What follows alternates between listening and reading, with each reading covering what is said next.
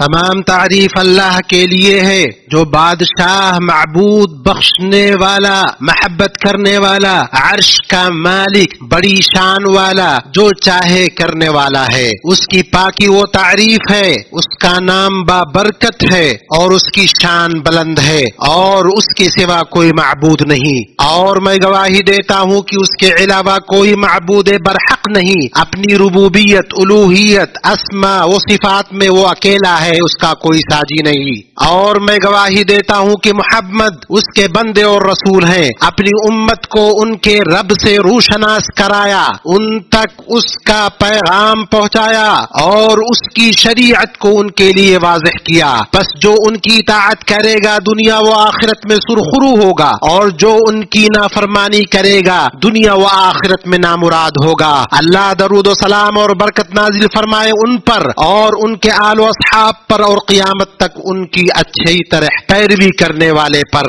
اما بعد، مومنو، اللہ سے ڈرو اور اس کی اطاعت کرو اور اس کے لیے اپنے دین کو قائم کرو اور اپنے آپ کو اس کے سپرد کرو اور اپنے اعمال کو اس کے لیے خالص کرو۔ اے ایمان والو، اللہ تعالی سے اتنا ڈرو جتنا اس سے ڈرنا چاہیے، اور دیکھو مرتے دم تک مسلمان ہی رہنا۔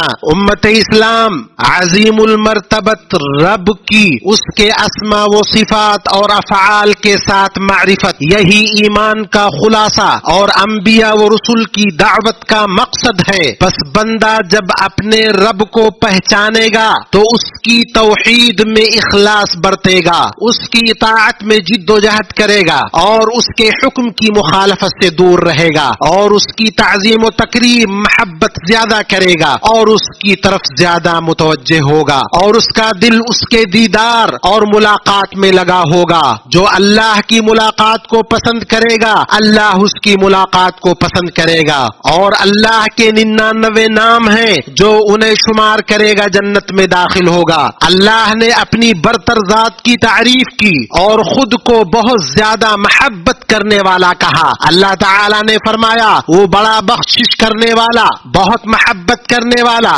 عرش کا مالک، عظمت والا ہے۔ اور فرمایا اپنے نبی شعیب علیہ السلام کی زبانی، تم اپنے رب سے استغفار کرو اور اس سے توبہ کرو، یقین مانو کہ میرا رب بڑی مہربانی والا اور بہت محبت کرنے والا ہے۔ تو مودت میں مطلق محبت سے زیادہ معنی پایا جاتا ہے، کیونکہ ودود اسے کہتے جو خالص محبت والا ہو۔ بلند عظمت اور پاکیزہ ناموں والا رب اپنی جلیل قدر صفات، اپنی عظیم نعمتوں و نوازشوں اور اپنی مہربانیوں کے ذریعے اپنی مخلوقات سے محبت ظاہر کرتا ہے۔ چنانچہ جو کچھ کائنات میں واضح نشانیاں ہیں وہ خالق کی طرف سے محبت و رحمت، فضل اور احسان اور کرم فرمائی ہے، اور آسمان و زمین کی ہر چیز کو بھی اس نے اپنی طرف سے تمہارے لیے تابع کر دیا۔ جو غور کرے یقیناً وہ اس میں بہت سی نشانیاں پالیں گے۔ اور اللہ سبحانہ کے وجود و کرم اور رحمت میں سے ہے کہ اس نے اپنے بندوں کو اسلام کی ہدایت دی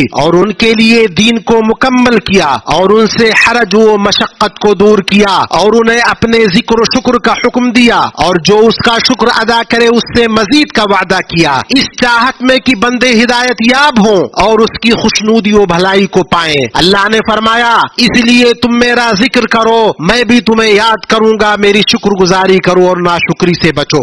جس کو شہوتوں اور برائیوں نے گھیر لیا ہے اور جس نے گناہ کر کے اپنے آپ پر ظلم کیا ہے، اس سے محبت کرنے والا پاک رب سب سے نرم خطاب اور خوبصورت سرزنش کرتے ہوئے فرماتا ہے، کہہ دو کہ اے میرے بندو جنہوں نے اپنی جانوں پر زیادتی کی ہے، تم اللہ کی رحمت سے نا امید نہ ہو جاؤ۔ بالیقین اللہ تعالی سارے گناہوں کو بخش دیتا ہے، واقعی وہ بڑی بخشش والا، بڑی رحمت والا ہے۔ اللہ سبحانہ کتنا رحیم، کریم، حلیم رب ہے۔ بندے اس کی نافرمانی کرتے ہیں، وہ انہیں اپنے دروازے پر بلاتا ہے، وہ غلطی کرتے ہیں تو اپنا احسان اس سے نہیں روکتا، بلکہ اس کا خیر ان پر مسلسل نازل ہوتا رہتا ہے، اور بندوں کا شر اس تک پہنچتا رہتا ہے، وہ ان کو درگزر کرتا، ان کی پردہ پوشی کرتا ہے، وہ اپنے ہاتھ کو رات میں دراز کرتا ہے تاکہ دن کا گناہگار توبہ کر لے، اور دن میں دراز کرتا ہے تاکہ رات کا گناہگار توبہ کر لے، اور ہر رات سے پہر اللہ تعالی آسمان و دنیا پر اپنے لائق نزول فرماتا ہے اور کہتا ہے کون ہے جو مجھ سے دعا کرے میں قبول کروں گا، کون ہے جو مجھ سے مانگے میں اسے دوں گا، کون ہے جو مجھ سے مغفرت چاہے میں اسے بخش دوں گا۔ اگر وہ اس سے توبہ کرے تو ان کا محبوب ہے، کیونکہ وہ توبہ کرنے والوں کو پسند کرتا ہے، بلکہ توبہ کرنے والوں سے اس کی محبت یہ ہے کہ ان کی توبہ سے خوش ہوتا ہے، حالانکہ ان سے بے نیاز ہے، وہ ان کے لیے اپنی رحمت کی وسعت اور ان اسباب کو بیان کرتا ہے جن کے ذریعے وہ بخشش پا سکے۔ اللہ فرماتا ہے اور میری رحمت تمام اشیاء پر محیط ہے، تو وہ رحمت ان لوگوں کے نام ضرور لکھوں گا جو اللہ سے ڈرتے ہیں اور زکات دیتے ہیں اور جو ہماری آیتوں پر ایمان لاتے ہیں۔ ایمانی بھائیوں، ودود وہ ہے جو اپنے اولیاء سے مودت رکھتا ہے اور وہ اس سے مودت رکھتے ہیں، مومنین سے محبت کرتا ہے، وہ اس سے محبت کرتے ہیں، اور مومنوں کی اپنے رب سے محبت، اس کی توحید، اس پر ایمان، اس کے حکم کی بجاوری، اس کے نہی سے اجتناب اور اس کے رسول صلی اللہ علیہ وسلم کے اتباع کے ذریعے ہوتی ہے۔ کہہ دیجئے اگر تم اللہ سے محبت رکھتے ہو تو میری تابعداری کرو، خود اللہ تعالیٰ تم سے محبت کرے گا اور تمہارے گناہ معاف فرما دے گا۔ اللہ تعالیٰ بڑا بخشنے والا مہربان ہے۔ اور بندہ اپنے رب کی خوشنودی میں برابر جلدی کرتا رہتا ہے یہاں تک کہ وہ محبت اور قربت سے سرفراز ہوتا ہے۔ جب اللہ عز و جل اپنے بندے سے محبت کرتا ہے تو وہ اسے مخلوقات کے نزدیک محبوب بنا دیتا ہے۔ کوئی بھی بندہ اپنے دل سے اللہ کی طرف متوجہ ہوتا ہے تو اللہ ضرور بندوں کا دل اس کی طرف موڑ دیتا ہے۔ صحیح مسلم میں سہیل بن ابی صالح بیان کرتے ہیں کہ ہم عرفہ میں تھے کہ عمر بن عبد العزیز کا وہاں سے گزر ہوا، وہ حج کے امیر تھے، لوگ کھڑے ہو کر انہیں دیکھنے لگے۔ میں نے اپنے والد سے کہا ابا جان میں دیکھ رہا ہوں کہ اللہ تعالی عمر بن عبد العزیز سے محبت کرتا ہے۔ انہوں نے پوچھا اس کا کیا سبب ہے؟ میں نے کہا اس لیے کہ لوگوں کے دلوں میں ان کی محبت پائی جاتی ہے۔ انہوں نے کہا تیرا باپ قربان ہو۔ میں نے ابو ہریرہ رضی اللہ عنہ سے روایت سنی کہ رسول اللہ صلی اللہ علیہ وسلم نے فرمایا جب اللہ تعالی کسی بندے سے محبت کرتا ہے تو جبریل علیہ السلام کو بلاتا اور فرماتا ہے کہ میں فلاں سے محبت کرتا ہوں، تم بھی اس سے محبت کرو، تو جبریل اس سے محبت کرتے ہیں۔ پھر وہ آسمان میں آواز دیتے ہیں کہ اللہ تعالی فلاں بندے سے محبت کرتا ہے، تم بھی اس سے محبت کرو، چنانچہ آسمان والے اس سے محبت کرتے ہیں، پھر اس کے لیے زمین میں مقبولیت رکھ دی جاتی ہے۔ امام احمد کی کتاب الزہد میں ہے کسی نیک آدمی سے کہا گیا تم نے صبح کیسے کی؟ انہوں نے کہا دو نعمتوں میں نے صبح کی، میں نہیں جانتا ان میں زیادہ بہتر کیا ہے۔ وہ گناہ جنہیں اللہ نے چھپا دیا ہے تو کوئی مجھے ان کی عار نہیں دلا سکتا، اور مودت جسے اللہ نے بندوں کے دلوں میں ڈال دیا ہے، حالانکہ میرا عمل اس لائق نہیں۔ بے شک جو ایمان لائے اور جنہوں نے شائستہ اعمال کیے ہیں ان کے لیے رحمان محبت پیدا کر دے گا دنیا و آخرت میں۔ تو مومن بندے سے اس کی موت کے بعد بھی اللہ کی مودت جدا نہیں ہوتی، چنانچہ جب آنکھیں پتھرا جائیں گی اور سینے سے موت کی آواز آنے لگے گی تو مومن کو اللہ کی خوشنودی، اس کی تکریم، اس کی رحمت و جنت کی بشارت دی جائے گی، اور جب اسے قبر میں رکھا جائے گا تو تا حد نگاہ اس کے لیے قبر کشادہ کر دی جائے گی اور اس کی قبر جنت کی کیاری بن جائے گی۔ جب زمین پوری شدت سے ہلا دی جائے گی اور اپنے بوجھ باہر نکال پھینکے گی اور لوگ اپنے قبروں سے ننگے پیر ننگے بدن بے ختنہ نکلیں گے تو فرشتے مبارکبادی وہ خوشخبری دیتے ہوئے مومنین کا استقبال کریں گے۔ یہ سب اللہ کی طرف سے محبت اور رحمت کا اظہار ہے۔ البتہ جو بے شک وہ لوگ جن کے لیے ہماری طرف سے بھلائی ہے، بھلائی کا پہلے ہی فیصلہ ہو چکا ہے، وہ سب جہنم سے دور ہی رکھے جائیں گے، وہ تو دوزخ کی آہٹ تک نہ سنیں گے اور اپنی من پسند چیزوں میں ہمیشہ رہنے والے ہوں گے۔ وہ بڑی گھبراہٹ انہیں غمگین نہ کر سکے گی اور فرشتے انہیں ہاتھوں ہاتھ لے گئے اور کہیں گے یہی تو تمہارا وہ دن ہے جس کا تم سے وعدہ کیا جاتا تھا۔ مومنوں، رب سبحانہ کی قیامت کے دن اپنے مومن بندوں کے تئیں بہتر مودت اور ان کے لیے وسیع نوازش کی ایک جھلک وہ ہے جس کے بارے میں نبی صلی اللہ علیہ وسلم نے سب سے کم تر جنتی کے بارے میں خبر دیتے ہوئے بتلایا ہے۔ تو کتنی عظیم ہوگی وہ چیز جسے اللہ نے جنت میں اپنے نیک بندوں کے لیے تیار کر رکھی ہے، جس جنت میں وہ نعمتیں ہوں گی جنہیں نہ کسی آنکھ نے دیکھا، نہ کسی کان نے سنا اور نہ کسی انسان کے دل میں ان کا خیال گزرا ہے۔ صحیح مسلم میں ابن مسعود से रिवायत है कि रसूलुल्लाह सल्लल्लाहु अलैहि वसल्लम ने फरमाया, जन्नत में सबसे आखिर में दाखिल होने वाला वो होगा जो कभी चलेगा, कभी चेहरे के बल गिरेगा, कभी आग उसे झुलसा देगी। जब वो आग से निकल आएगा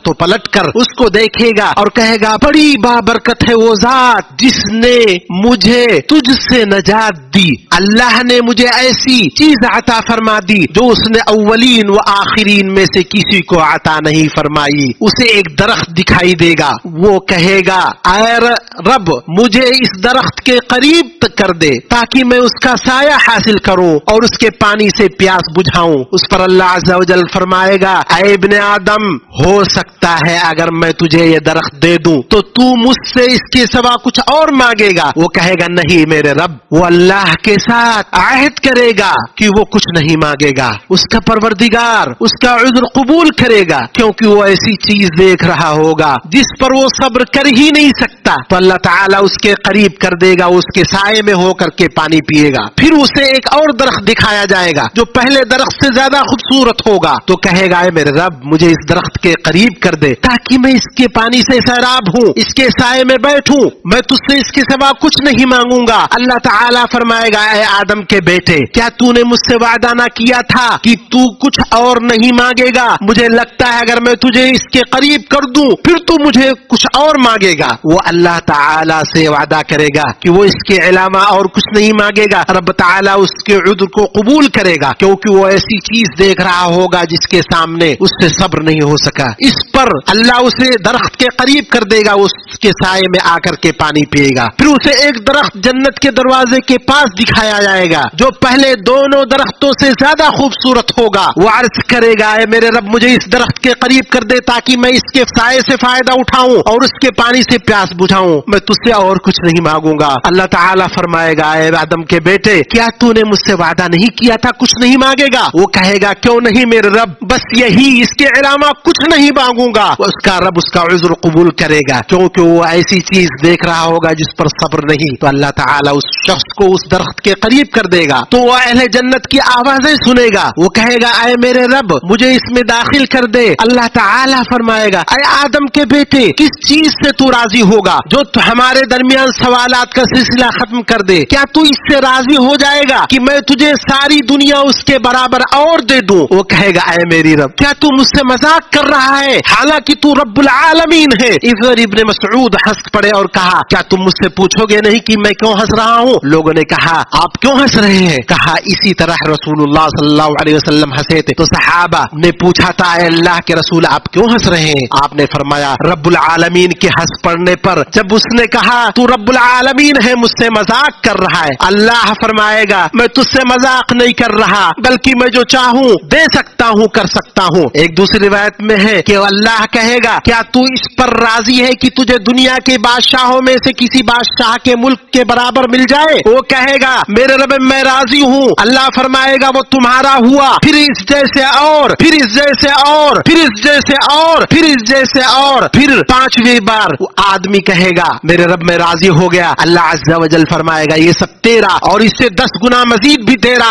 और वो सब कुछ भी तेरा जो तेरा दिल चाहे और तेरी आंखों को बाहे। तो अल्लाह के बंदो, अल्लाह से डरो, आमाल सालिहा के जरिए उसके महबूब बनो जिस तरह वो तुमसे अपनी नेमत और मेहरबानी के जरिए मोहब्बत रखता है और उससे मोहब्बत करो और जिस तरह वो तुमसे मोहब्बत करता है और उसके मखलूकात के साथ एहसान करो जिस तरह उसने तुम्हारे साथ एहसान किया। अल्लाह ने फरमाया, फिर कोई शख्स नहीं जानता कि उनके अमल के बदले उनकी आंखों की क्या ठंडक छुपा रखी है। अल्लाह मुझे और आपको कुरान और सुन्नत में बरकत दे और मुझे और आपको उनके आयात और हिकमत में नफा पहुंचाए। मैं ये बात कह रहा हूँ और अपने लिए और आपके लिए अल्लाह से हर गुनाह व गलती की बख्शिश तलब करता हूँ, उससे मग़फ़िरत तलब करो, बेशक वो बहुत माफ करने वाला है।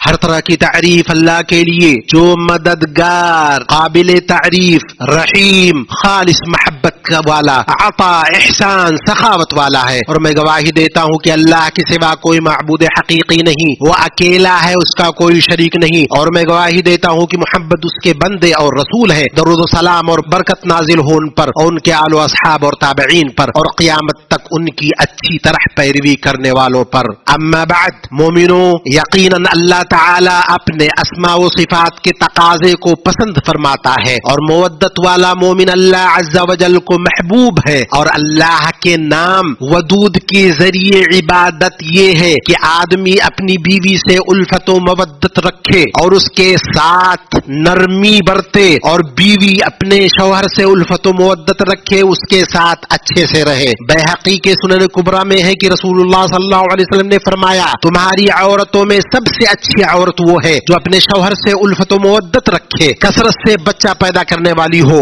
ہاں میں ہاں ملانے والی ہو، غم گسار ہو، بشرطی کی وہ تقوی والی ہو۔ تو سب سے بہتر عورت وہ ہے جو رب کی مرضی پر چل کر اس سے الفت و مودت کا اظہار کرے، اور شوہر کی پسندیدگی کو تلاش کر کے اس سے الفت و مودت ظاہر کرے۔ اور سب سے بہتر وہ ہے جو اپنے گھر والوں کے لیے بہتر ہے۔ سنن ترمذی میں عائشہ رضی اللہ عنہا سے مروی ہے کہ رسول اللہ صلی اللہ علیہ وسلم نے فرمایا، تم میں بہتر وہ ہے جو اپنے اہل و عیال کے لیے بہتر ہے، اور میں اپنے اہل و عیال کے لیے سب سے بہتر ہوں تم میں سے۔ تو محبت الفت ازدواجی زندگی کے دونوں ستونوں میں سے ایک ہے۔ اللہ پاک نے فرمایا، اور اس کی نشانیوں میں سے ہے کہ تمہاری ہی جنس سے بیویاں پیدا کی تاکہ تم ان سے آرام پاؤ۔ اس نے تمہارے درمیان محبت اور ہمدردی قائم کر دی، اور اقربا کے ساتھ اچھی صحبت، دوسروں کے ساتھ احسان کرنا، دوسروں کے احسان کو یاد رکھنا، گزرے ہوئے آبا و اجداد سے وفا کرنا اللہ کے نام ودود پر عمل کے تقاضا میں سے ہے۔ عبداللہ ابن عمر کو مکہ کی راہ میں ایک دیہاتی ملا، انہوں نے سلام کیا اور جس گدھے پر خود سوار تھے اس پر سوار کیا اور اپنا عوامہ اسے دے دیا۔ عبداللہ ابن دینار نے کہا، اللہ تمہاری اصلاح کرے،